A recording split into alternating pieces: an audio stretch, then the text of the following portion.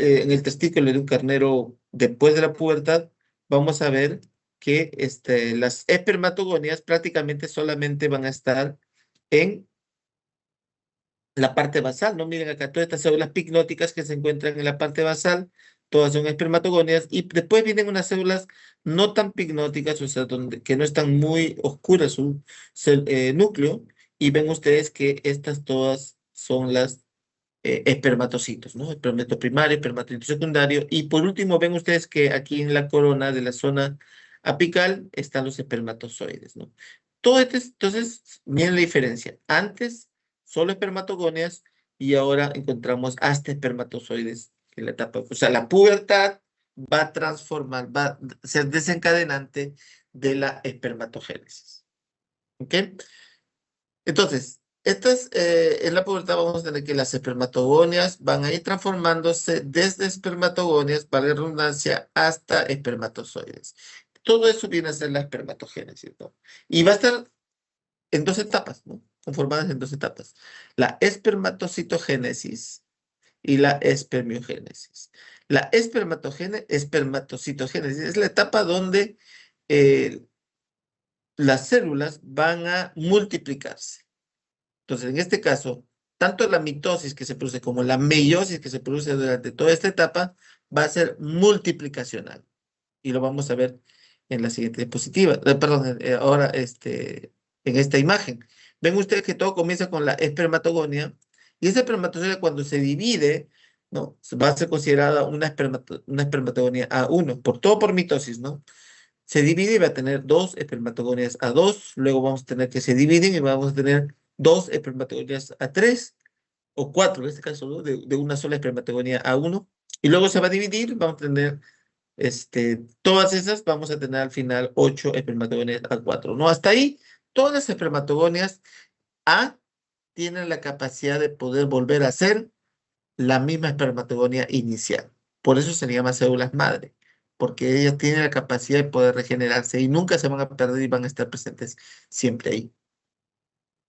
Pero cuando la espermatogonia A4 termina una mitosis X y se transforma en espermatogonia intermedia, perdón, esa espermatogonia intermedia ya no tiene la posibilidad de volver a ser una espermatogonia A. Y de ahí sí continúa su este, eh, división para formar las espermatogonias B, ¿no? Que es la que le sigue. ¿Ok? Estas espermatogonias B siguen siendo somáticas. En general, cuando vemos nosotros en el microscopio a todas las espermatogonias, prácticamente todas se van a ver iguales. ¿Cómo vemos la diferencia entre ambas? Si hacemos tinciones especiales, específicamente del ADN, ¿no? Pero por lo demás, son similares al microscopio óptico. Pero esta espermatogonia B va a comenzar su mitosis, comienza su mitosis y va a terminar como espermatocito primario.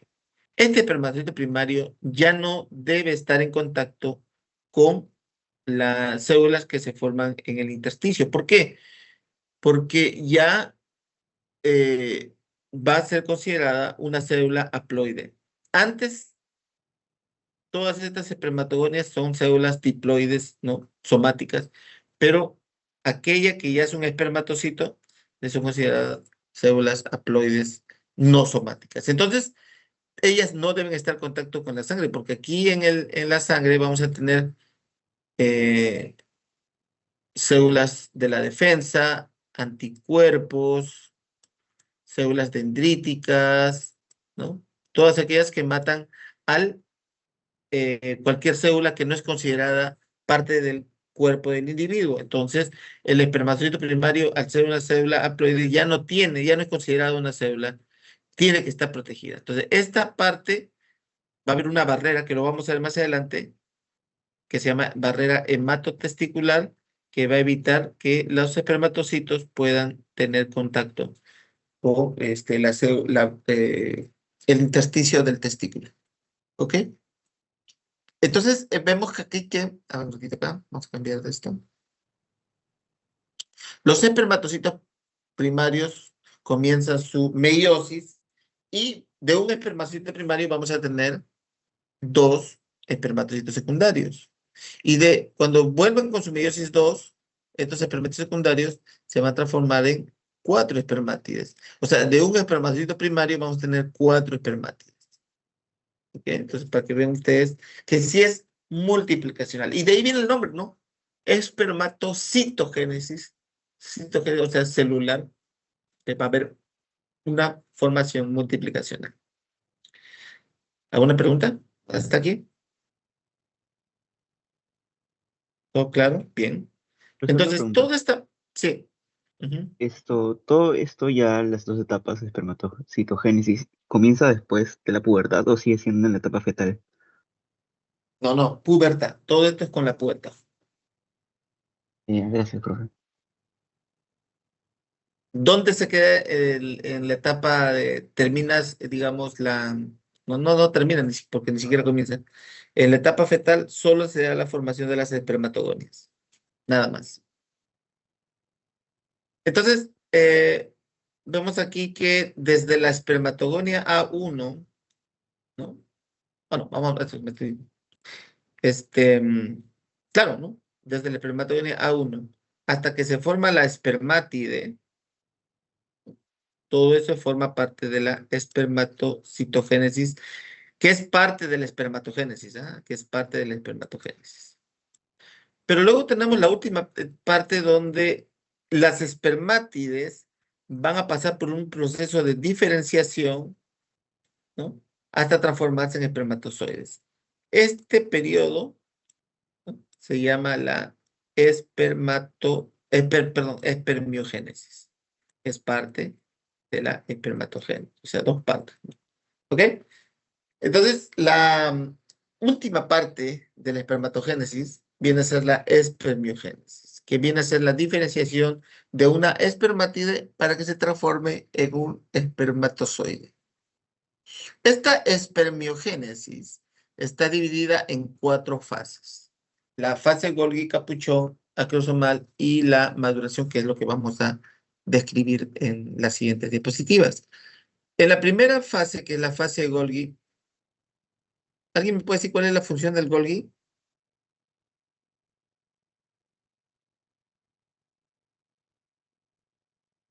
El Golgi lo que hace es como una especie de fábrica, ¿no? Que, digamos, de galletas, ¿no? Una fábrica de galletas, donde hay una zona de producción de las galletas, otra qué sé yo, este, que empieza a ver que las galletas estén bien o no estén bien, ¿cómo se llama eso? Inspección, producción, inspección. Y hay una parte de la fábrica que es empaquetamiento, ¿no? De estas galletas. Eso vendría a ser la parte de Golgi, ¿no? Que va a captar, por ejemplo, proteínas, enzimas, etcétera, que se encuentran en el citoplasma, los va a agarrar y los va a rodear de una membrana o dos membranas para formar gránulos, para formar vesículas, etcétera, ¿no? Entonces, eso es lo que hace el Golgi, una fábrica de empaquetamiento. Y esto es lo que hace, ¿no?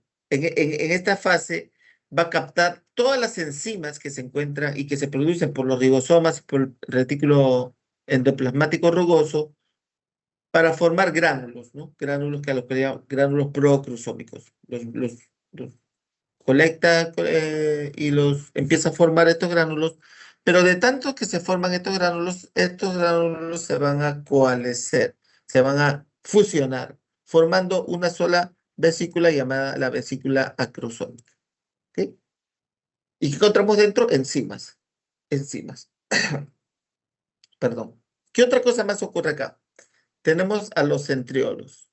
Los centriolos van a migrar y se van a ubicar en el lado opuesto de donde se forma la vesícula acrosómica.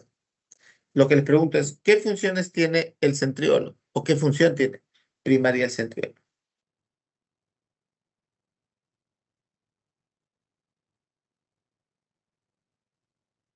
¿Nada? El centriolo, entonces, es muy importante porque durante la mitosis, o la meiosis en este caso también podría ser, ambos se van a ir hacia los dos polos, ¿no? Un polo opuesto y durante esa migración hacia los polos, van a estar produciendo unos microtúbulos característicos de la división celular que se llama el uso acromático. Utilizando citoesqueleto y proteínas del citoplasma, forma el uso acromático.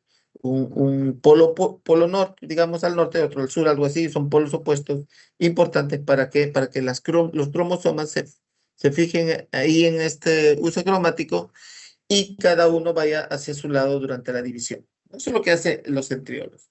Aquí, estos centriolos, uno se va a posicionar, como decía, ambos al lado opuesto de la vesícula cromosómica, pero uno se va a posicionar, se va a pegar en la membrana nuclear y el otro va a estar pegada y ese, el que está pegada al núcleo, ese sería el centriolo proximal, y el que se pega al centriolo proximal, pero ya dirigiéndose hacia el lado opuesto, es el centriolo distal. ¿Ok? Proximal al núcleo, distal al núcleo, vendrían a ser estos dos centriolos, ¿no? Hasta ahí termina entonces la fase de Golgi. Durante la fase del capuchón, lo que ocurre es que la vesícula acrosómica que se formó empieza a elongarse. ¿Qué es elongación? Cuando hablamos de alargamiento, que se alarga, es cuando, por ejemplo, una liga lo jalamos, ya se va a alargar.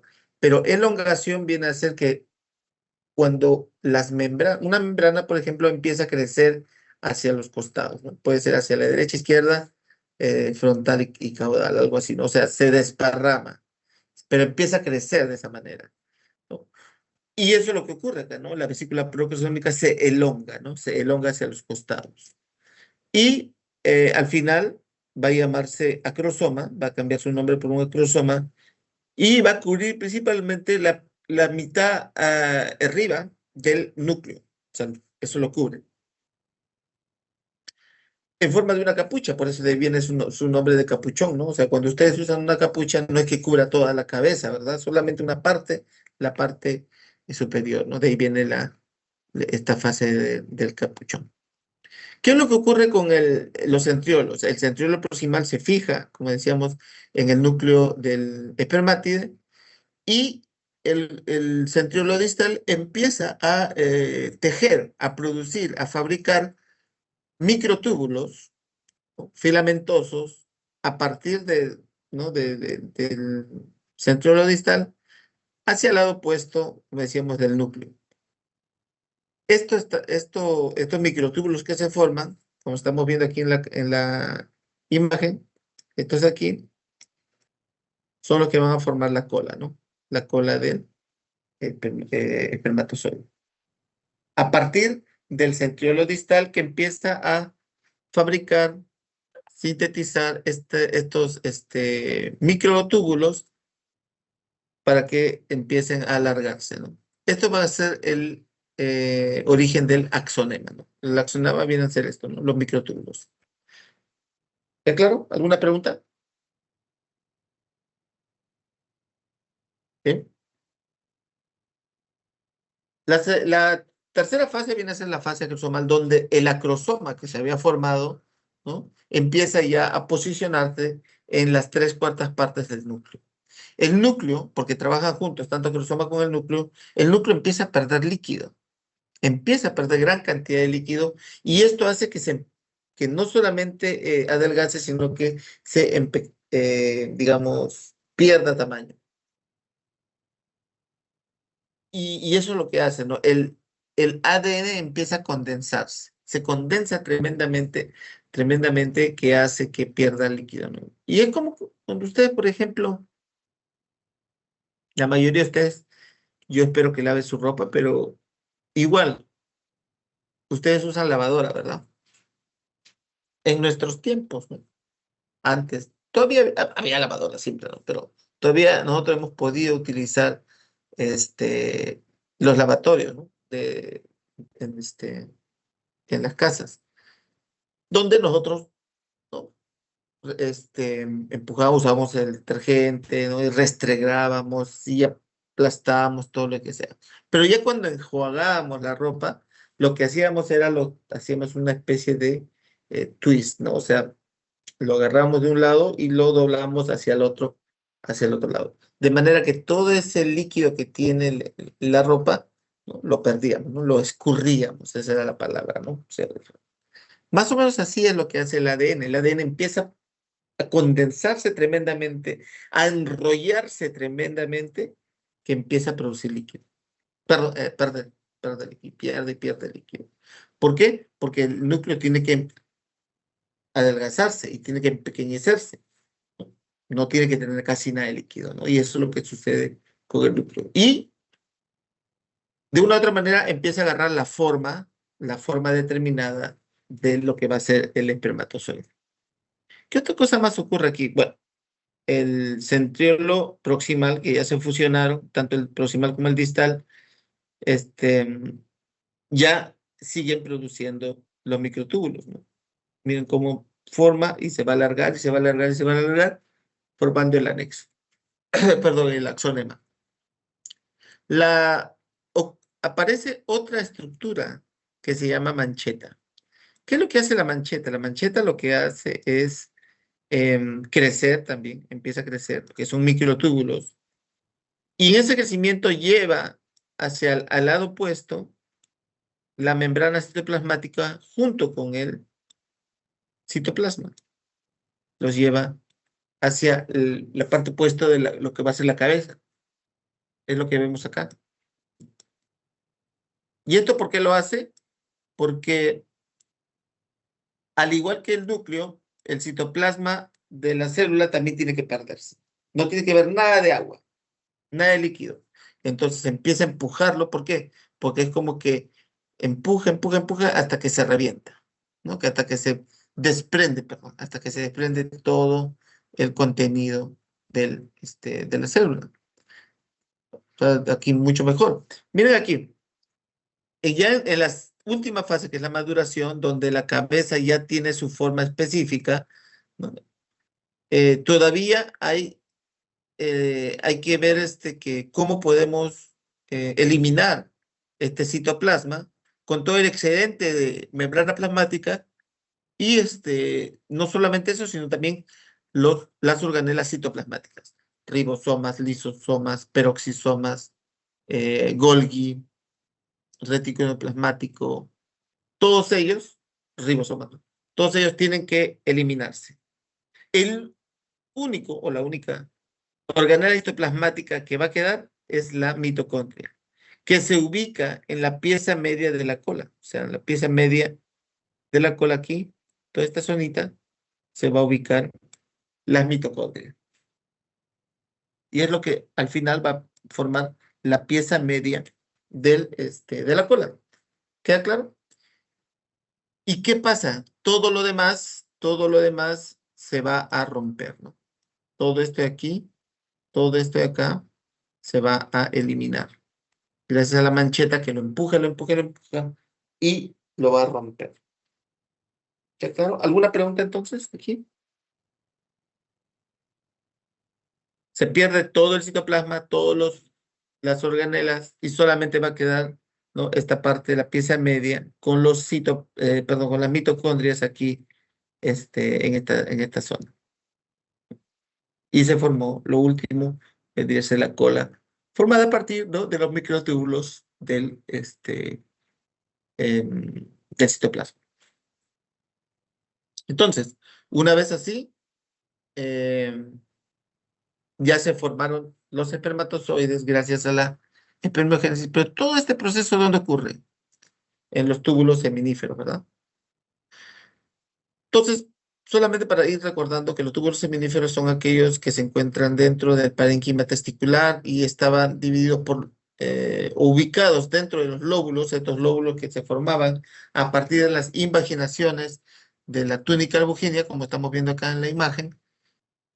Y aquí vemos un corte transversal de uno de los túbulos seminíferos donde vemos claramente, ¿no? Aquí claramente se puede observar, miren, las dos partes, ¿no? Aquí una parte, acá está todo lo que está por debajo, vamos a ponerle así, de la línea de roja, viene a ser espermatogonias. Todas esas espermatogonias, todas esas células azules, que en realidad son núcleos que están bien picnóticos. Y lo que está por encima, todo esto de acá, vienen a ser espermatocitos, tanto primario, secundario, espermatides y ¿cómo se llama esto? Espermatozoide. Se ven ustedes que todo el proceso se da en los túbulos seminíferos. Pero dentro de estos, nuevamente, van a estar divididos en dos compartimientos, una parte basal y una parte abdominal. Lo que no se quiere, vamos con esto, con estas dos partes, es que las células que se encuentran aquí, todas las células que se encuentran aquí en la parte abdominal, no deben tener contacto con la sangre que se encuentra en el intersticio, ¿sí? Porque si no va a producir una enfermedad autoinmune y eliminar los espermatocitos primarios, secundarios, espermatides y espermatozoides. Y para evitar eso, entonces, está presente la célula de Sertoli. ¿Qué es lo que hace la célula de Sertoli? Miren ahí, en esta imagen, la célula de Sertoli que están ahí, acá están, miren, inclusive, ¿no? Dividiendo,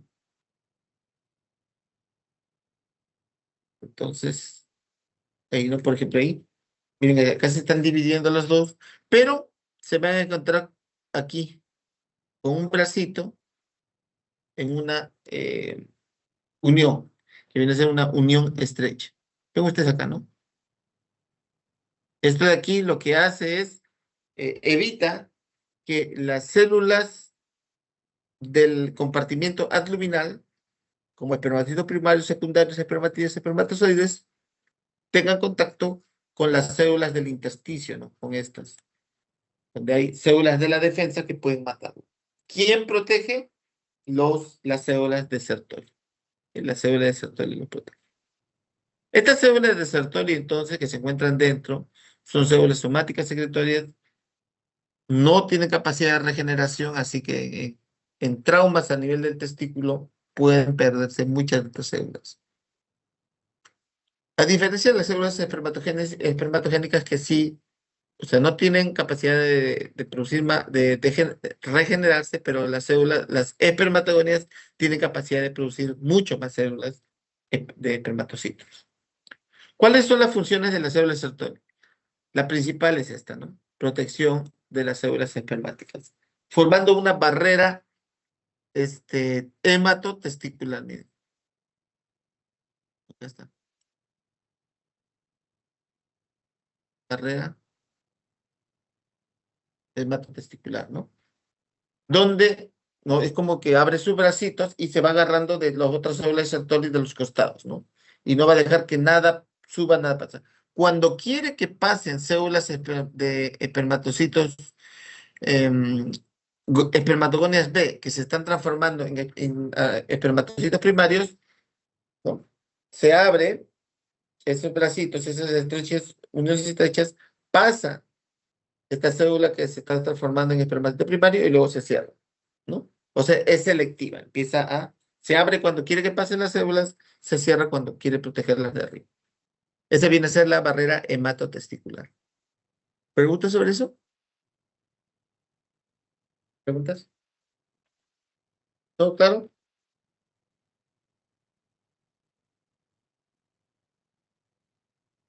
¿Eh? Bueno. ¿Qué otras funciones tiene la célula de Sertoli? Tiene la función de formar el líquido testicular. La semana pasada habíamos visto que el líquido testicular permitía que los espermatozoides sean transportados desde los túbulos seminíferos a la red testicular y de la red testicular a los conductos eferentes y de los conductos eferentes hasta el epididio. Entonces, esta es su función del líquido testicular que se forma a partir de las células de Sertoli. Producen hormonas como inhibina, activina, estradiol, o sea, tienen una función endocrina y como ustedes están viendo acá en la diapositiva, en la figura, perdón, que producen sostén de las células, ¿no? Se sostienen para que estén más arriba y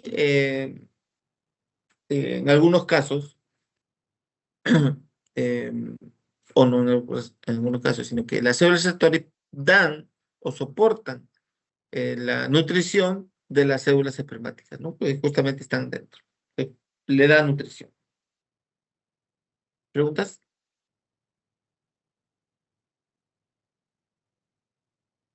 Entonces, esta barrera hematosticular no permite que haya el paso o comunicación entre las células de la zona abdominal con el intersticio. Una vez formado el espermatozoide, vamos a ver que es una célula alargada, especializada, cuya única función es fertilizar al ovocito. Ahí tienen sus medidas, y acá tienen una imagen de tinción.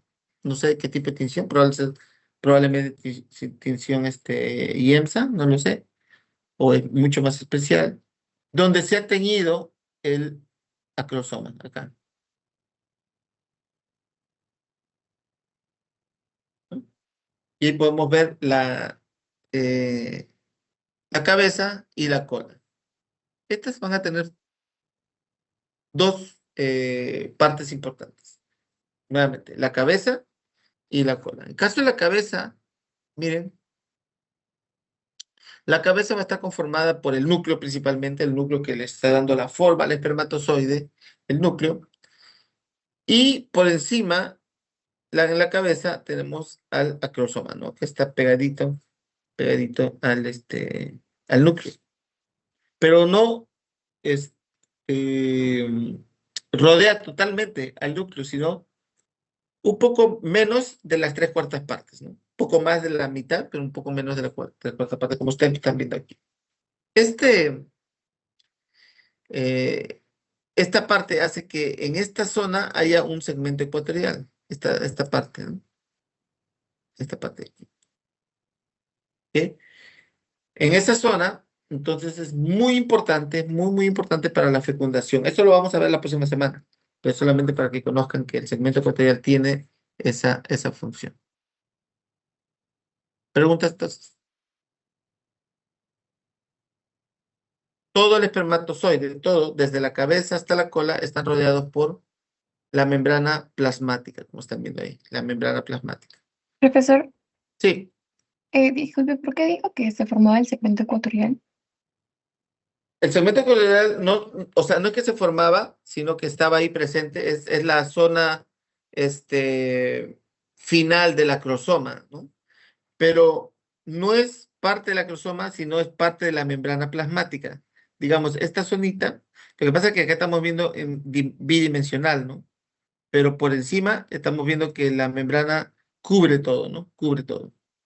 Entonces, esta zonita, donde termina la acrosoma, se llama el segmento ecuatorial, pero es parte de la membrana plasmática, que es muy importante para la fecundación, que lo vamos a ver la próxima semana. Solamente recuérdense que existe esta zona de la membrana plasmática que se llama segmento ecuatorial. Ok, gracias, profesor. Ujú. Entonces, todo está rodeado por membrana plasmática, ¿no? Todo el espermatozoide, desde la cabeza hasta la cola. Entonces, sí, vemos aquí que la cola también tiene sus partes, ¿no? Una parte que es la pieza media, la pieza principal y la pieza final. Vemos que la pieza media va a estar conformada por mitocondrias, va a haber fibras densas, que está en rojo, y el axonema, que está acá en el medio. Luego en la fibra principal, pero en la pieza principal vemos que no hay mitocondrias, pero sí hay fibras densas y el axonema. Y vamos a ver que en la pieza final no hay fibras densas y solamente está mitocondria. Entonces, esto de aquí va a estar rodeado por una membrana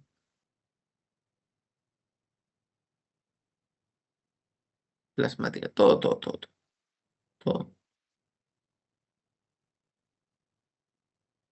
Todo esto aquí está rodeado por su membrana plasmática. Es lo que quiero que entiendan porque no está esquematizado aquí. Pareciera que solamente hay cabeza y lo demás. No. Todo está rodeado por su membrana plasmática. ¿Queda claro?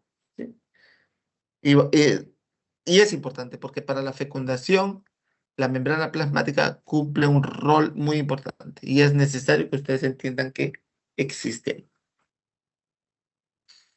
Cuando hacemos una anatomía de la cola, vamos a observar que la primera parte, la pieza media, está conformada por mitocondrias, o sea, mitocondrias que está con una forma aparentemente, no como una especie de hélice, ¿verdad? Que se da. Porque ustedes, o sea, la semana pasada no han visto todavía espermatozoides, ¿verdad? Esta semana van a verlo. ¿Cuándo van a verlos? Evaluar Semana, esta semana, ¿verdad? sí. Muy bien. Un ratito, me aprendo. Ok. Entonces, esta semana, pues claro, esta semana ustedes van a ver el espermatozoide. Entonces, y de repente no sé si han visto en su curso de biología, o no sé si en la universidad, en nuestra currícula tenemos esto, debería verse los espermatozoides. Pareciera que se movieran así, ¿no? Como unos renacuajos, un pececito, pero no, porque lo estamos viendo y lo van a ver ahora en la práctica de esta semana, que el espermatozoide lo vamos a ver en el microscopio óptico de forma bidimensional. O sea, vamos a ver así, y los espermatozoides se van a mover así, ¿no? De un costado a otro. Izquierda, derecha, izquierda, derecha. Este, pero en realidad, si lo viéramos de forma tridimensional, vamos a ver que se mueven como un rotor, como una especie de turbina. Así se mueven. ¿Ok? Y eso va a permitir la propulsión del espermatozoide hacia adelante. Mucho más fácil, como si fuera un motorcito.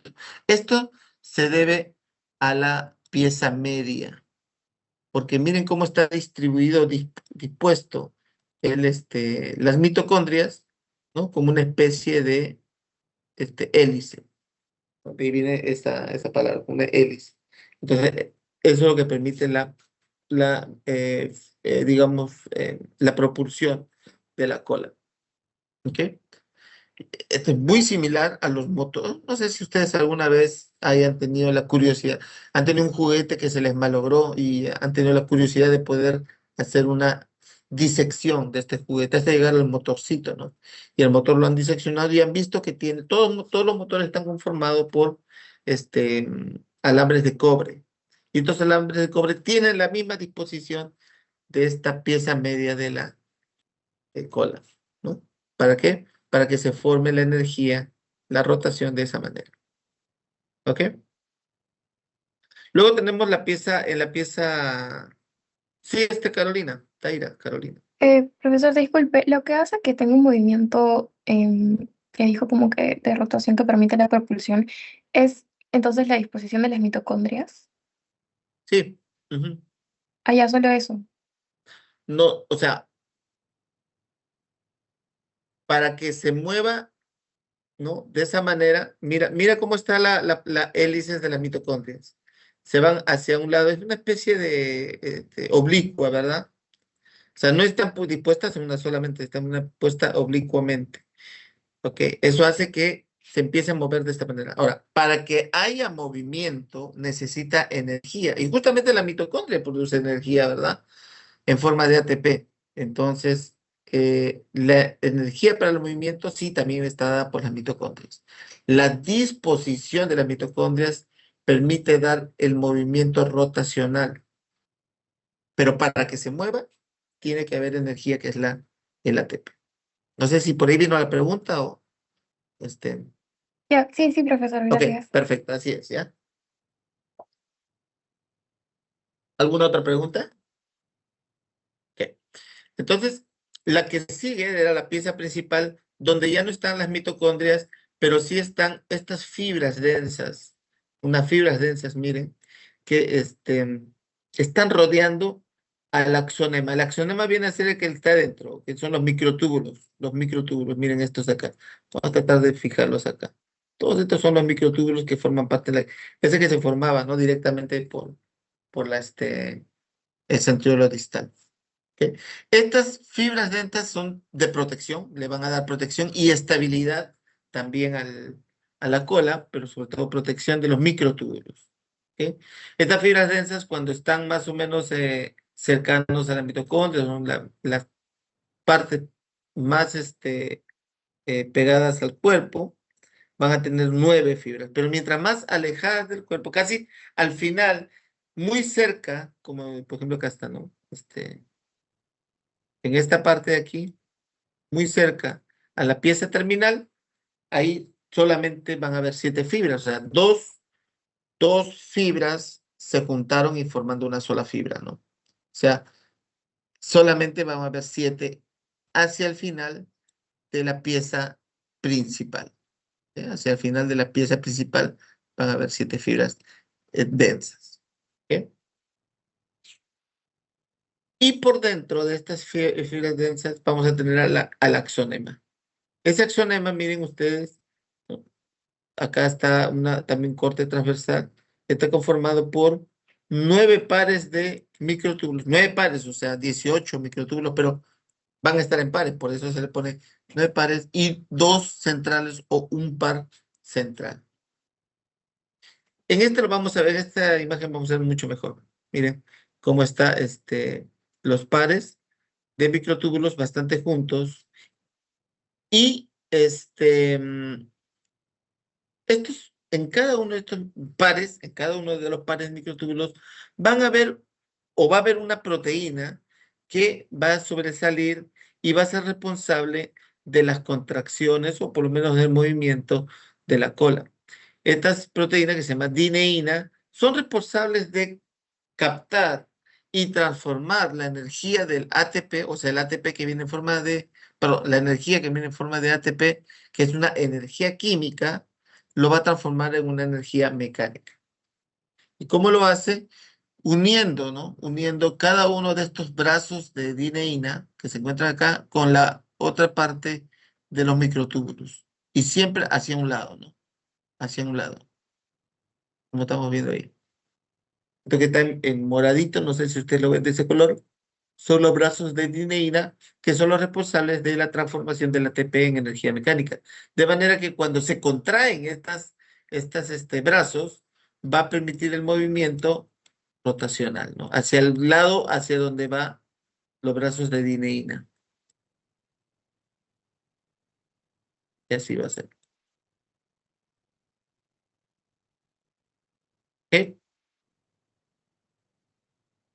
Y luego de los microtúbulos va a salir otra estructura que le llaman los brazos radiales que van a unir los pares de microtúbulos de los costados con los microtúbulos del centro. Los une. ¿Ok? Los une aquí. Ahí. Toda esta zona se van a unir. ¿Ok? Y esto va a permitir que haya mayor estabilidad de la cola también. O sea, los microtúbulos no se van a ir hacia cualquier lado, sino van a estar pegados al microtúbulo central, a los dos al par, para poder fijarse y permitir el movimiento de la cola. ¿Qué claro? ¿Alguna pregunta sobre esto? ¿Cómo se da el movimiento de la cola? Todo claro, entonces. Pues si yo les preguntara en el examen, ¿no? A ver, describa cómo se origina el movimiento de la cola, ustedes ya saben cómo responder. Los espermatozoides que se forman, miren, muchos van a estar bien similares. Por ejemplo, en el caso del toro, con el cerdo, con el carnero, acá le han puesto ovejo, no sé por qué, el caballo, etcétera. Miren, muy similares.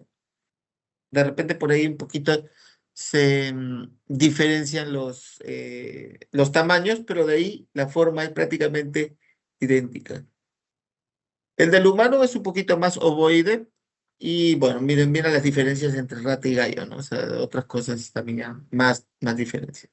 Pero esto es importante saber por qué, porque debemos entender que los espermatozoides que se forman muchas veces no se van a formar de la mejor manera y van a tener anormalidades, ¿no? Y de ahí viene el término anormalidades espermáticas que son defectos que se producen cuando hay un estrés a nivel del testículo o a nivel del epidídimo. Un estrés al nivel del testículo epidídimo produce anormalidades espermáticas. Ejemplo de estrés tenemos pues enfermedad, lesiones, traumas, frío o calor extremo, cuando hay falta de alimento o cuando hay un cambio del hábitat, ¿no? Dice, no, le cambian de un lugar a otro, le producen un estrés y eso puede afectar la calidad de los espermatozoides. Bien. Algunos defectos están descritos aquí, como por ejemplo defectos de cabeza. Estos defectos, todos estos defectos de cabeza, si yo le preguntara dónde se produce, ¿en el testículo o en el epididio? Los defectos de cabeza. En el ¿Por qué, testículo. por qué en el testículo? Porque ahí se da el desarrollo de la cabeza. ¿En qué proceso? ¿En qué proceso? Sí, está bien, pero ¿en qué proceso? ¿En cuál?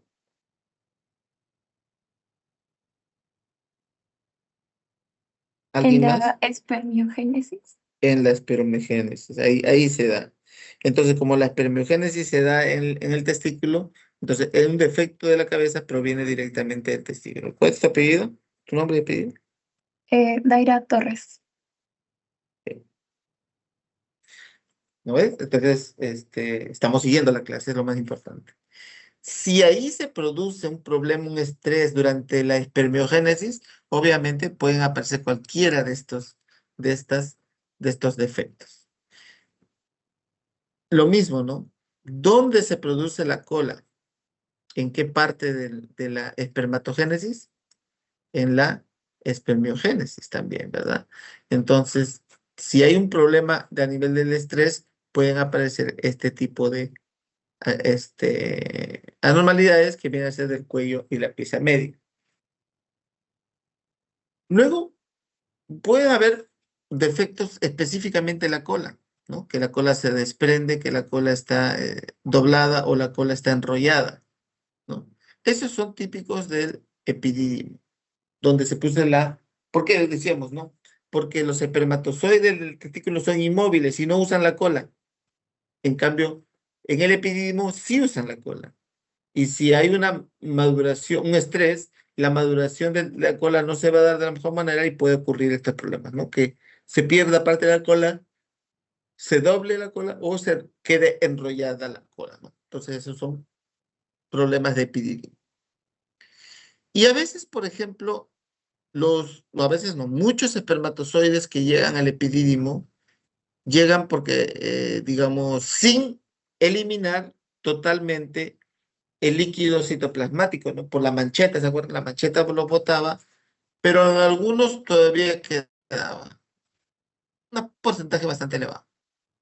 Esto se llama la gota citoplasmática, ¿no? Un pedacito de citoplasma que quedó pegado en la cola, en la pieza media principalmente. Eso se llama gota citoplasmática.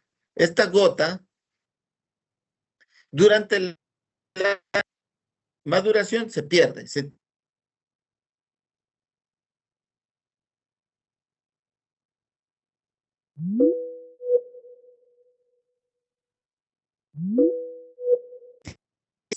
En, en- eyaculado, entonces con gota citoplasmática. Estrés del epidídimo que ha permitido que se forme o que esta gota citoplasmática todavía permanezca hasta el eyaculado. ¿Queda claro? ¿Alguna pregunta sobre esto?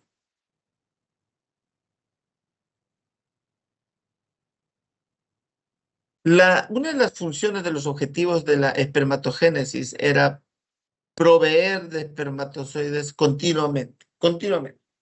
Todos los días está produciendo espermatozoides, el testículo y el epidídimo, ¿no? Y eliminándose, inclusive eliminándose. Pero para que justamente la producción de espermatozoides sea sostenible en el tiempo, tiene que producirse en diferentes zonas del túbulo seminífero. Entonces, hay zonas que en algún momento están produciendo espermatozoides ahorita, por ejemplo. Pero luego hay otras zonas que no están produciendo espermatozoides. Entonces, a eso se llaman asociaciones celulares, donde por un tiempo,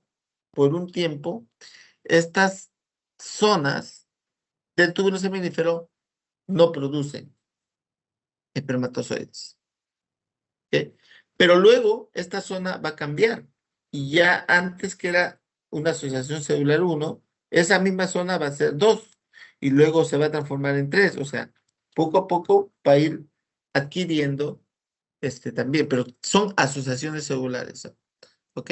De manera que en algún momento esta zona 8 va a volver a ser 1. ¿Ok? Esa misma área va a volver a ser. De ahí es donde vienen dos términos: onda espermática y ciclo espermático. ¿Qué es una onda espermática? Es la distancia que hay entre dos asociaciones celulares. Por ejemplo, acá hay una asociación celular 6 y acá también hay una asociación celular 6. ¿No? O sea, la distancia que hay entre esto. ¿Por qué? Porque va a haber, esa es una onda, luego va a haber otra onda por acá y luego otra onda por acá, etcétera, ¿no? O sea, hay diferentes ondas donde se forman los espermatozoides. ¿Y qué es el ciclo espermático? Es el tiempo que pasa cuando un estadio de desarrollo vuelve a aparecer. Porque eso es importante. Perdón, ¿no? Por ejemplo, 3, etapa 3, no digamos que fuera esta.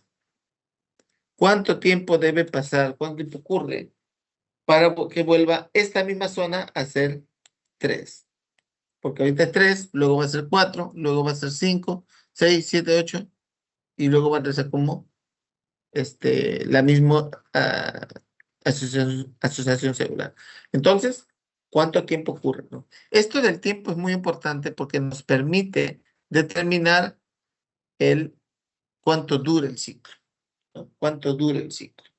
Porque una asociación celular más o menos debe durar lo que es desde aquí, ¿no? Desde la 1, ¿cuánto tiempo hasta que se produzcan los espermatozoides? El 8. ¿Cuánto tiempo dura? Por ejemplo, en caso de la espermatozoides total, en los casos de los toros, es 60 días, más o menos, 2 meses. El carnero 47, cerdo 39, caballo 55, conejo, etcétera. Ven ustedes que eso nos va a ir dando poco a poco el tiempo que van a ser necesarios para que se produzcan los espermatozoides. Y eso es interesante, ¿por qué? Porque, por ejemplo, si hoy día tenemos dos caballos que se están peleando y luego vemos que uno de ellos ha hecho una herida directa sobre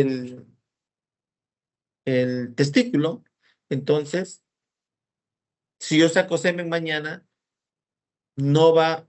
ese semen de mañana no va a representar, ¿no? Cómo está el testículo en ese momento. ¿Ok? ¿Por qué? Porque ya ese semen ya se produjo, o los espermatozoides ya se produjeron 60 días antes. Entonces, aquellos que tuvieron el daño hoy día, recién lo vamos a ver más adelante. ¿Ya claro eso? Sí. Muy bien.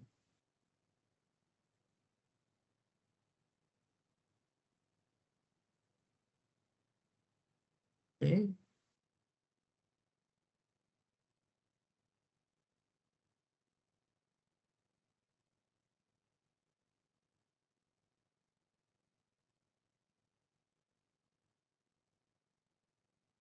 a dejar un ratito.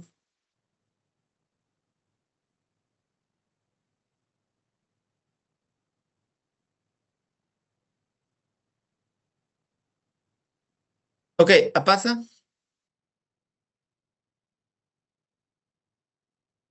Calcina, Presente, papasa. pasa. Calcina, Presente. Campo, Presente, profesor, buenos días. Cortés, buenos días, Cortés, Cubillas, Cubillas, Presente, Cubillas. Gutiérrez, Profe, disculpe, le dije presente. Presente, profesor. Gutiérrez. Hilario. Presente, profesor. Guamán Pajuelo. Presente, profesor.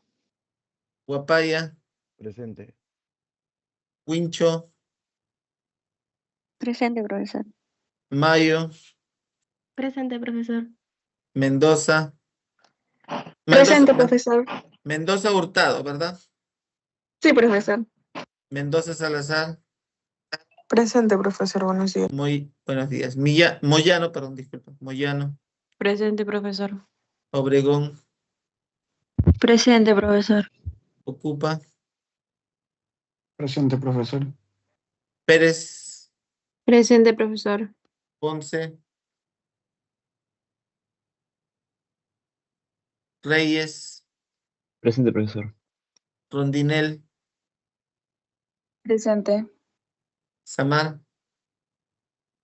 Presente, profesor. Buen día. Buenos días. Sandoval.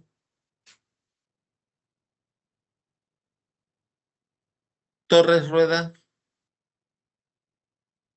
Presente, profesor. Torres Villar.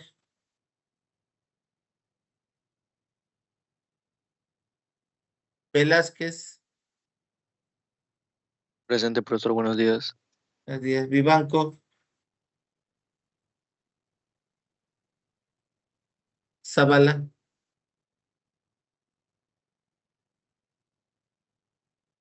Cortés, ¿me dijiste presente? Sí, profe, no me escuchó, creo. No, tú respondiste tarde. No me eches la culpa cuando tú respondiste tarde. ¿Ok? Bueno, profe, disculpe, gracias. Ya, acepta tu responsabilidad. Solo por esta vez te voy a permitir. ¿Ok? Ok, gracias. No me digas que no te he escuchado porque tú respondiste tarde. Ok.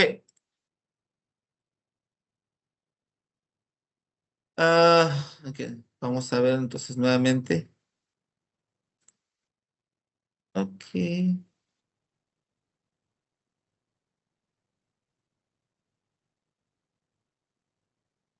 Muy bien, en esta segunda parte vamos a ver entonces cómo el espermatozoide que se formó va a salir.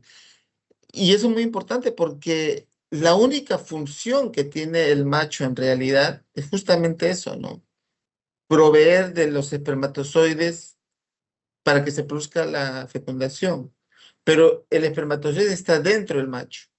Tiene que salir y llegar hasta el oviducto para que se produzca la fecundación, ¿verdad? Entonces, pero no es un proceso fácil, ¿no? La hembra tiene que poder recibir esto y de una u otra manera tiene que escoger la mejor opción para que para que pueda captar los espermatozoides. Entonces, el macho tiene que hacer todo lo posible, todo lo posible para ¿qué? Para que su material genético pueda ingresar hacia la hembra. Esto se llama el comportamiento sexual, ¿no? El macho tiene que demostrar todas sus cualidades para poder obtener, ¿no? La oportunidad de poder copular a la hembra. Y en verdad, en el mundo animal es muy complejo. Muchas veces, inclusive, el macho puede tener toda una parafernalia, ¿no? O sea, algunos bailan, algunos cantan, otros muestran como en este caso el pavo real, todo su colorido para atraer a la hembra, que prácticamente es un solo color, ¿no? Entonces, esto es muy importante porque hace la demostración de poder ser un buen semental para la hembra. Pero aún así tiene que llegar, tiene que producir todo esto. ¿Ok? Pero una vez, ¿no? Que ocurre esto, entonces ya viene el proceso del ingreso del espermatozoide. Entonces, todo a la hembra, al tracto reproductor. Entonces, esto se hace en 3 pasos muy importantes que viene a ser la etapa precopulatoria, copulatoria y poscopulatoria.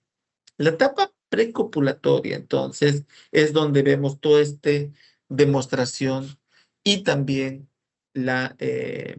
no solamente aquí y así del macho, sino también de la hembra, porque la hembra tiene que darle señales al macho de que está dispuesta a aceptarlo. En esta etapa precopulatoria, entonces, vamos a ver que el macho siempre tiene esa característica de buscar siempre a la hembra para poder copular, ¿no? Para poder dejar su material genético dentro de la hembra. Eso es lo que busca siempre el macho una vez que amanece hasta que anochece. Esa es su función, aparte de comer, ¿no? ¿Ok?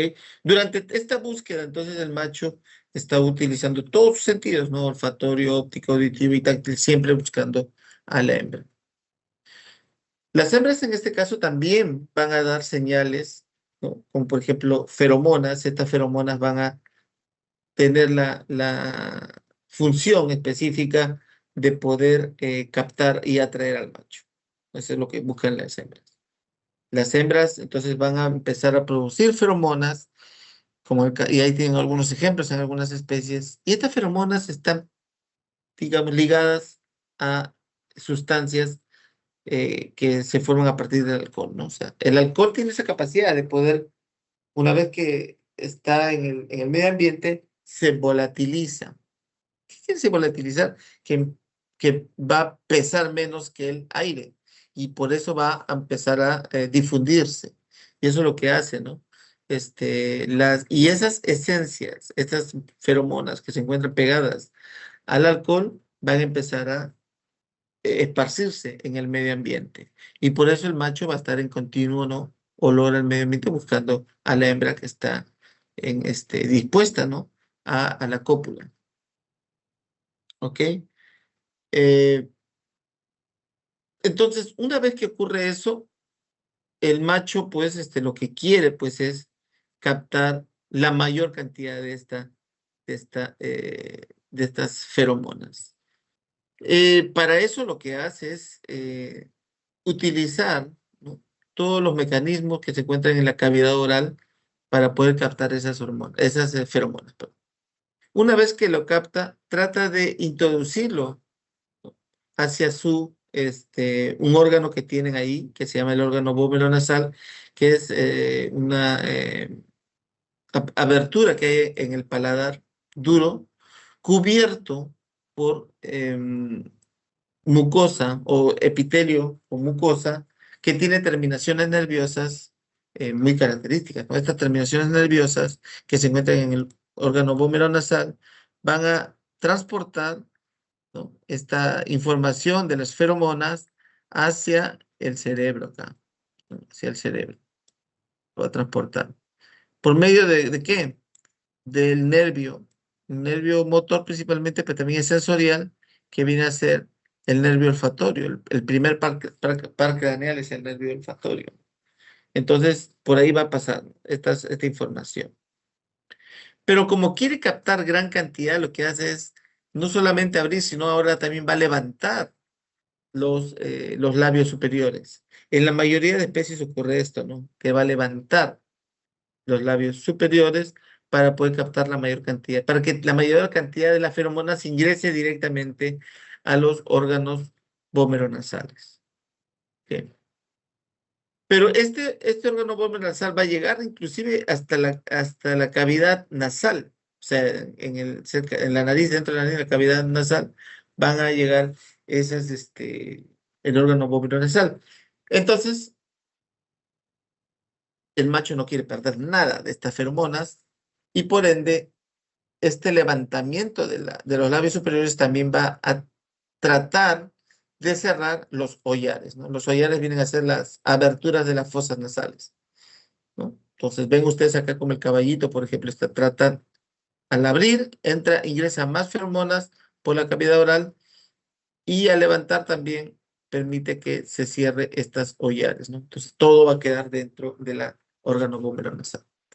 Este reflejo o comportamiento se llama fleme y lo realizan la mayor cantidad de mamíferos, excepto en caninos, no se observa, y en el caso de camelios americanos tampoco, ¿no? Pero de ahí la mayoría de especies utilizan este comportamiento que es el fleme, o se ve comportamiento de fleme. ¿Alguna pregunta sobre eso? ¿Preguntas? Queda claro entonces, ¿no? ¿De qué se trata esto? Ok. Y yo le preguntara, ¿los humanos también tienen órgano vómero nasal?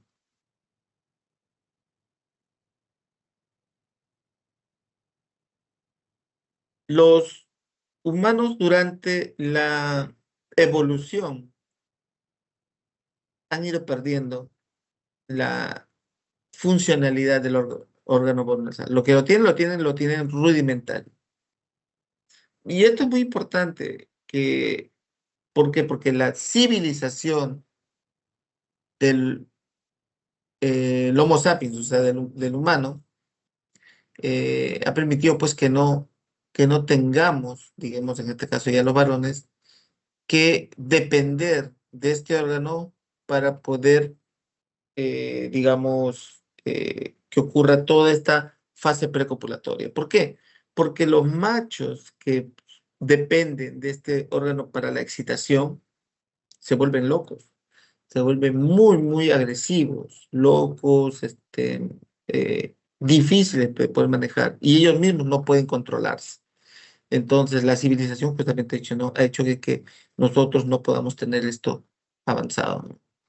Porque cuando las mujeres entran en celo, porque las mujeres entran en celo, solo que también la evolución del sexo femenino en el Homo sapiens ha hecho de que pierdan, ¿no?, la capacidad de poder depender del celo, las mujeres, para poder entrar en esta fase precopulatoria, ¿no? O sea, no hay eso.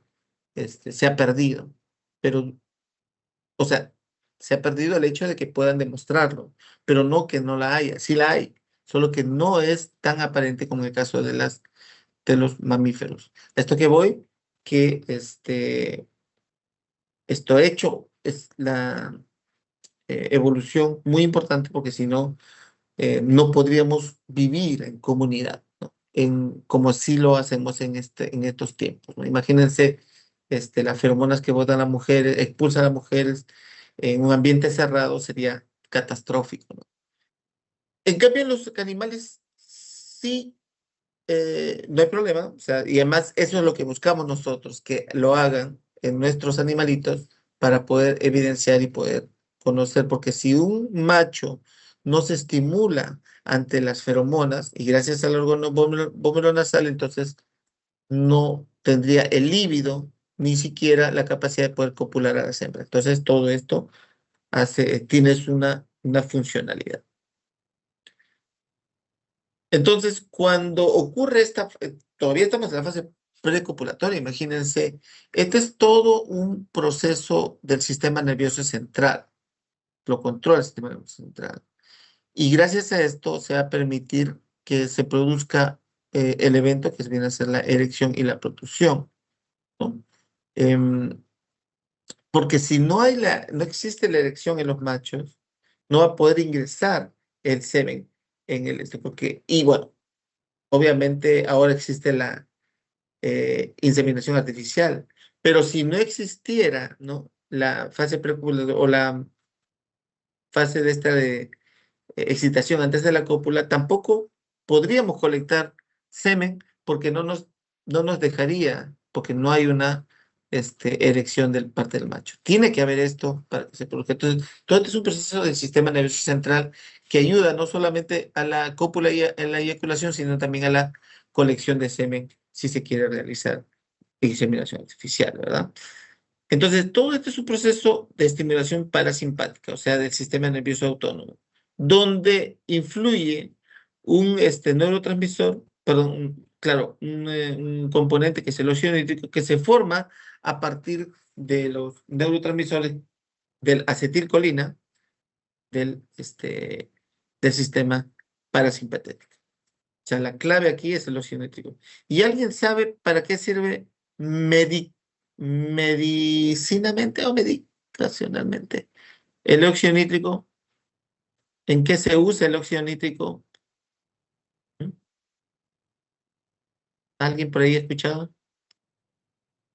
¿Han escuchado de esa pastillita que se llama el Viagra? Para vasodilatar. Ah, no te escuché bien. ¿Para qué? Ácido nítrico para vasodilatar. Claro, El óxido nítrico es un vasodilatador, ¿no? Que se usa en estas pastillitas, ¿no? Como el Viagra, por ejemplo, en problemas de disfunción eréctil o en adultos mayores que todavía no quisieran hacer la actividad sexual, ¿no? Entonces se usa y se ha encontrado que existe esto, ¿no? Entonces, la erección justamente se da, vimos la semana pasada que en los músculos eréctiles, no músculos, perdón, los tejidos eréctiles, el principal que viene a ser el cuerpo cavernoso, se va a llenar de sangre, ¿no? Porque tiene ahí estos, em, islas o asinos, espacios específicos, ¿no? Donde se van a llenar de sangre, ¿no? Gracias a que va a llegar justamente el flujo sanguíneo está ahí. Sinusoide, viene a ser la palabra, ¿no? Estos sinusoides se van a llenar de sangre y va a permitir la erección, ¿no? La erección del pene, ¿no? Gracias específicamente a que va a haber un vasodilatador, como dijo su compañera, que es el óxido nítrico, y este se forma a partir, pues, ¿no? De acetilcolina, que es viene a ser el sistema parasimpatético, que lo que hace entonces este óxido nítrico es activar el guanilato ciclasa, que es una enzima que transforma el GDP en GMP cíclico, y esto trae como consecuencia una relajación del músculo liso a nivel de los cuerpos cavernosos y de una vasodilatación, la vasodilatación. En el caso, ¿no? De algunas especies, esta vasodilatación del músculo liso va a producir la erección y protrusión al mismo tiempo. Lo vamos a ver ahorita. ¿Ok? La erección y la protrusión al mismo. ¿Qué es la protrusión? Decíamos, es la liberación del prepucio en los machos. Entonces, en especies que tienen un pene muscular, ¿no? Como el caso del caballo, los perros, los gatos y los humanos también, ¿no? En este caso, cuando se da la erección, también se va a dar la protrusión al mismo tiempo. ¿Ok? Entonces, ven ustedes cómo se va a llenar de sangre y el llenado de sangre gracias al óxido nítrico va a permitir la erección. Ahora, para que permanezca la erección por mucho tiempo, ¿qué otro músculo está trabajando aquí? Para que permanezca la erección del pene por mucho tiempo, porque el llenado se va a dar, pero de ahí tiene que permanecer erecto por mucho tiempo. ¿Qué músculo es crítico aquí para eso? Vimos la semana pasada.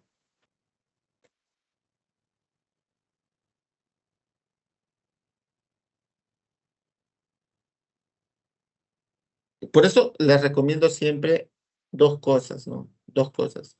Lo primero es que capten bien todo lo que hacen en clase. Si es que no quieren repasar antes de clase, capten bien cada clase para que luego recuerden de la mejor manera. Se capten bien cada clase, ¿no? Y van a estar bien tranquilos. O repasen un poquito antes de la clase que van ustedes a ir, sobre todo en el curso de reproducción, donde desde el inicio de clase les dije, los eventos de la reproducción es como contar una historia, ¿no? Estamos contando la historia y la historia comienza con los gametos y va a terminar con la cría. Vamos a ver aquí un par de semanas más cómo termina esta historia, ¿no? Esta es una novela de, así como las novelas que ustedes ven en las novelas turcas, las novelas brasileñas, mexicanas. Es toda una historia que estamos contando desde la formación de las hormonas, ¿no? Hasta el final. Entonces, entiéndanlo, porque si no, no van a entender, no van a comprender y después no van a ser exitosos en el curso, ¿no? Y la idea es esto, entender bien el curso de reproducción para que puedan ustedes también hacer buen servicio como médicos veterinarios. Entonces, eh, esa pregunta le dejo para que ustedes puedan ver si lo pueden resolver.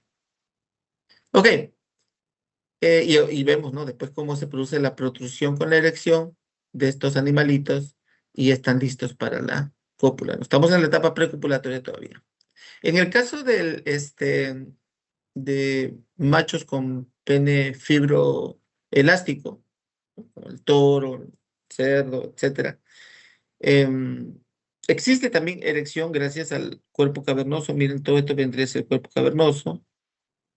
Los cuerpos cavernosos aquí, ¿no? Que se llenan de sangre, pero para ayudar tanto a la erección y a la protrusión también tiene que haber relajación del músculo retractor del pene. O sea, sobre todo para la protrusión, sí debe haber una relajación del músculo retractor del pene. ¿Para qué? Para que el pene pueda salir, ¿no? Como aquí, del prepucio, como en estos animalitos, ¿no?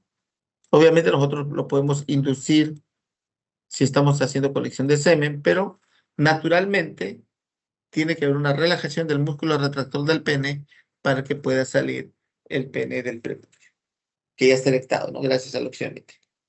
¿Alguna pregunta? ¿Alguna pregunta sobre esto?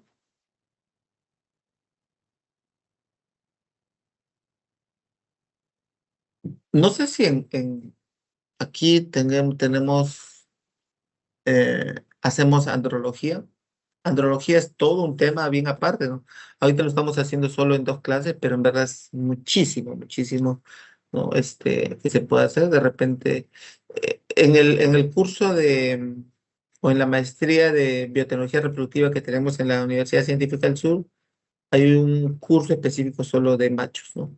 Fisiología reproductiva del macho, solo macho. Ahí se habla mucho más, ¿no?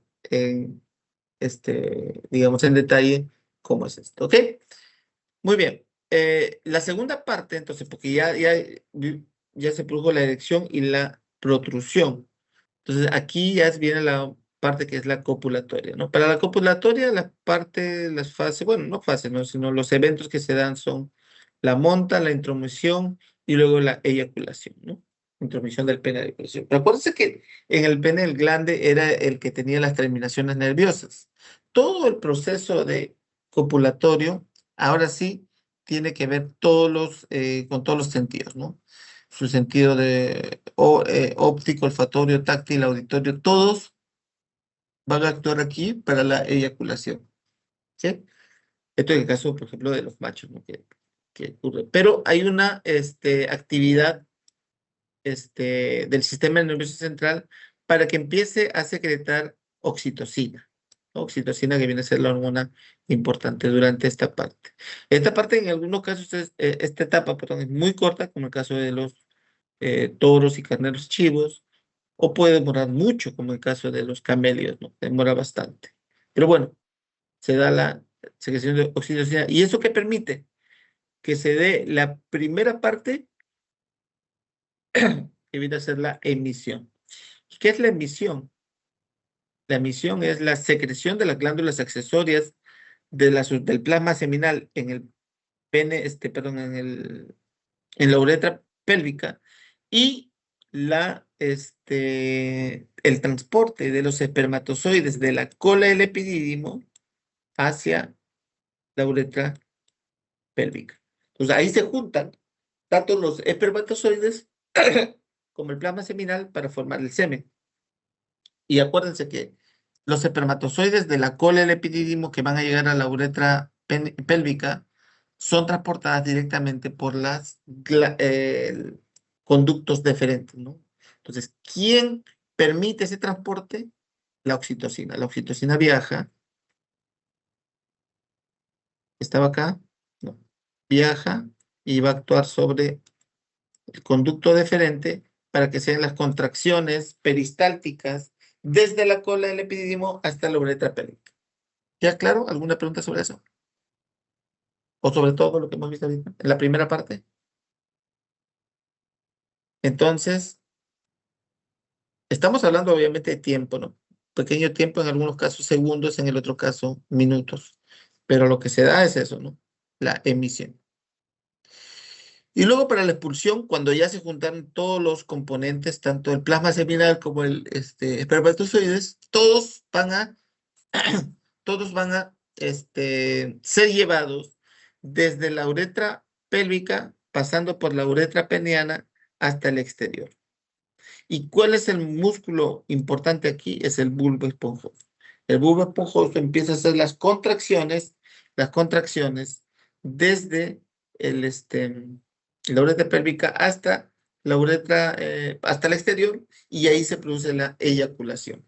¿Quién es responsable? Es un sistema motor, motor también, pero autónomo, que no, en verdad no se consigue, digamos, controlar, y eso es incontrolable gracias a las terminaciones nerviosas que tiene el glande del pene, que lleva la información al sistema nervioso central para poder permitir las contracciones del músculo bulbo esponjoso.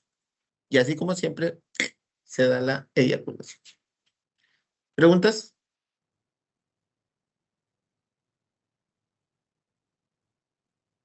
Ujú. Ahora sí.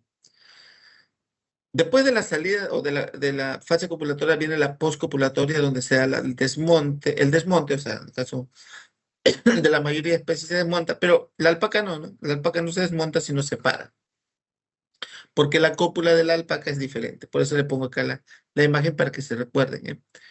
Luego de ahí viene un periodo refractario donde el macho tiene que descansar, descansa para volver a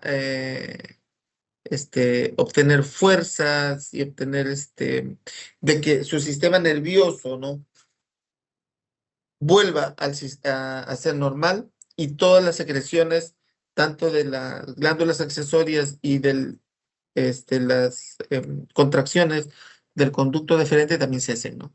Porque hasta este momento están en actividad. Entonces, todo eso, el periodo refractario permite todo eso.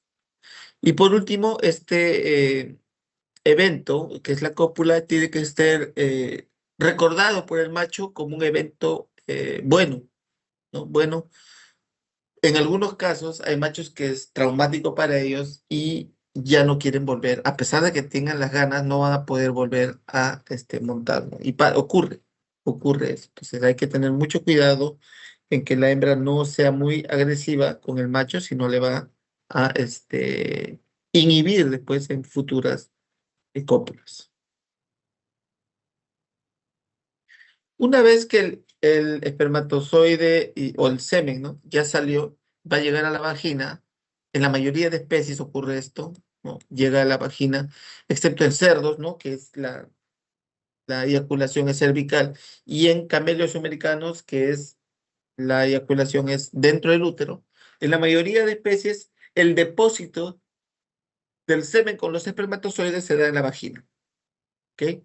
Una vez ahí, se van a dar dos tipos de transporte: el transporte rápido y el transporte sostenido. El transporte rápido permite que lleguen espermatozoides ligeros, casi en 30 minutos, hasta el oviducto para fecundar. Muy rápido.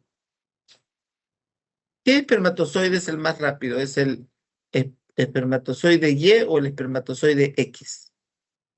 ¿Cuál quieren ustedes?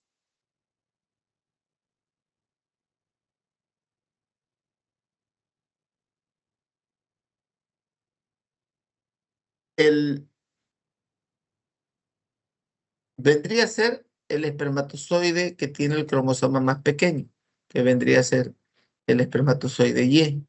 Ese es el que va a transportarse lo más rápido posible. Entonces, cuando una pareja, vamos en humano, quisiera tener, ¿no?, la posibilidad de tener un varoncito, una manera, no es científica, pero porcentualmente tiene buenos resultados, es que ver en qué momento se va a ovular, ¿no? Va a ovular la pareja, y ya justo bien cercano a eso, lo que se hace, o sea, en este método, es tener las relaciones, y lo más probable es que los espermatozoides Y lleguen más rápido que los X al sitio de fecundación. Y así, ¿no?, se podría tener un varoncito, ¿no? Entonces eso es un poco lo que muchas veces esto lo dan en educación sexual, específicamente en impares, ¿no? En estas clínicas, ¿no? Que buscan apoyo, ¿no?, a las parejas que de una u otra manera manejan comenzar una familia, ¿no? Ok, Pero de ahí viene, o sea, lo que voy es, el ejemplo es porque hay un transporte rápido, ¿no? Ese sería el uso.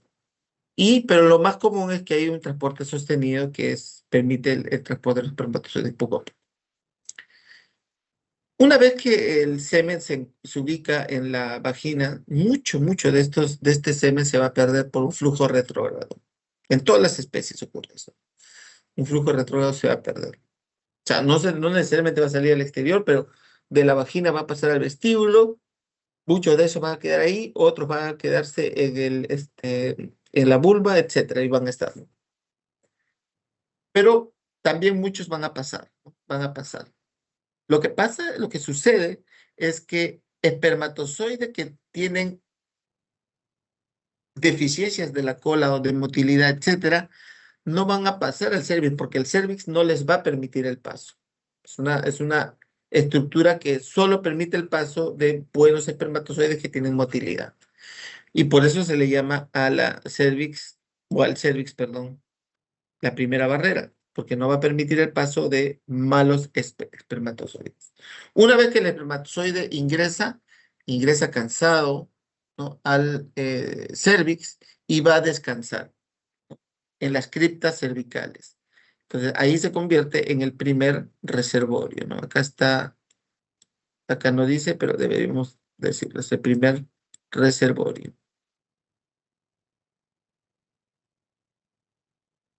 ¿Sí? El primer reservorio viene a ser el cervix, porque ahí se van a almacenar espermatozoides y van a estar tranquilitos hasta que recuperen un poco la fuerza y sigan su camino. Y al seguir su camino, ¿no?, al seguir su camino, van a pasar por el útero. Miren, el útero. Y el útero es como una especie de campo minado, donde muchos de los espermatozoides van a morir. Van a morir. Espermatozoides buenos, malos, lo que sea, van a morir ahí. Muchos de ellos. Porque hay las células del eh, de la defensa que van a fagocitar espermatozoides o van a producir anticuerpos, etcétera. Algunos inclusive capacitan muy temprano, etcétera. Entonces ellos van a morir. Muchos van a morir. Hasta que llegan a la zona, ¿no?, donde se junta el útero, aquí, el útero, con el oviducto. Esto vendría a ser, ¿no? Eso se llama la unión útero-tubárica. La unión útero-tubárica. Esta sí no deja pasar, es selectiva. No deja pasar a los malos, solamente a los espermatozoides buenos. Y por eso también se le llama barrera, vendría a ser la segunda barrera, ¿no? La segunda barrera. ¿Ok? Porque solo va a permitir el paso de los mejores espermatozoides. Y una vez, solo aquellos que pasan en esta uterotubárica van a llegar al istmo del oviducto, donde también van a descansar. Sería su último sitio para el descanso. Por eso se le llama al istmo del oviducto el segundo reservorio, ¿no? Un reservorio también, porque van a permitir el descanso de los espermatozoides. ¿Okay? Y una vez que descansó lo suficiente, ese espermatozoide se desprende y va a llegar al sitio para la fecundación, que es lo que vamos a ver la próxima semana. ¿Queda claro? ¿Alguna pregunta? ¿Todo claro, chicos? Hasta aquí nos vamos a quedar. ¿No hay Profesor, preguntas? Yes. disculpe, yo tengo una duda que yo sé que la va a explicar la semana que viene, pero quisiera como que ya tenerlo presente. Y es que con respecto a lo que sería la hiperactivación espermática, hay un cambio en lo que sería el movimiento del flagelo, pero yo había averiguado que era por proteínas asociadas a las dineinas, pero hoy día habló sobre el movimiento de las hélices mitocondriales. ¿Eso también cambiaría o solamente la zona de las dineinas, o sea, el axonema como tal? ¿Te refieres a la acción de Lo que pasa que para la hiperactivación, no sé si seguramente creo que debes tener el seminario sobre eso, tu trabajo. Claro, hay proteínas que van a permitir la hiperactivación, pero también esto va a deberse a no sé si es desfosforización de los iones de calcio o algo tiene que ver con eso, ¿no? Un poco eso es más eso trabaja la doctora Shirley con yendo a la parte molecular, ¿no? Es lo que seguramente tú estás haciendo. Pero, no, la actividad, de las mitocondrias es principalmente dos, acciones. Lo primero es producir ATP.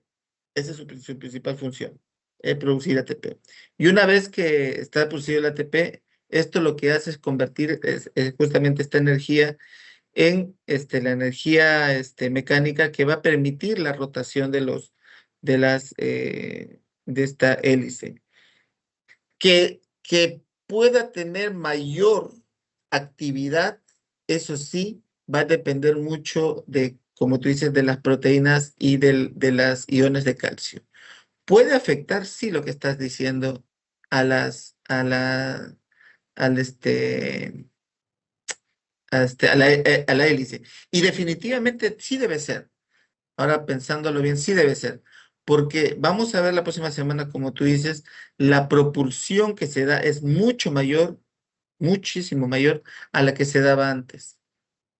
Pero, a diferencia de lo que se da normalmente, esa propulsión no va a ser, es como antes la propulsión era, digamos, hacia un lado, hacia el otro.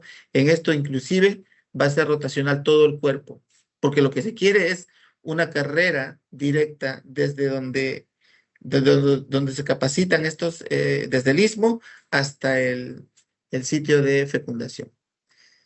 Como tú dices, eso lo vamos a hacer un poco mejor la próxima semana, pero más o menos sí podría estar relacionado esta proteína, como tú dices, en el hélice también. Ah, ya, ok, profesor. Muchas gracias. ¿Alguna otra pregunta? Si no, hasta aquí nos vamos a quedar. Lo que sí, eh, algo que tenía que decirles era, ah, la próxima semana, o sea, no sé si la delegada o el delegado aquí en este grupo ya me dijo sobre cuándo se está pensando hacer la recuperación de la clase de repro del 29, pero ya la próxima semana sí tenemos que determinar bien. Así que tienen esta semana más para poder determinar bien. Creo que ya habíamos dicho algunas fechas probables, que era domingo o el martes, pero la próxima semana vamos a determinar muy bien, así que tenemos tiempo. Y lo segundo es que hasta ahora lo que me han comentado es que el examen final va a ser presencial, ¿ok? Entonces, vayan tomando sus precauciones que el examen de reproducción, el examen final de reproducción va a ser presencial, ¿ok? Hasta ahí, entonces, no vamos a quedar. Cuídense mucho.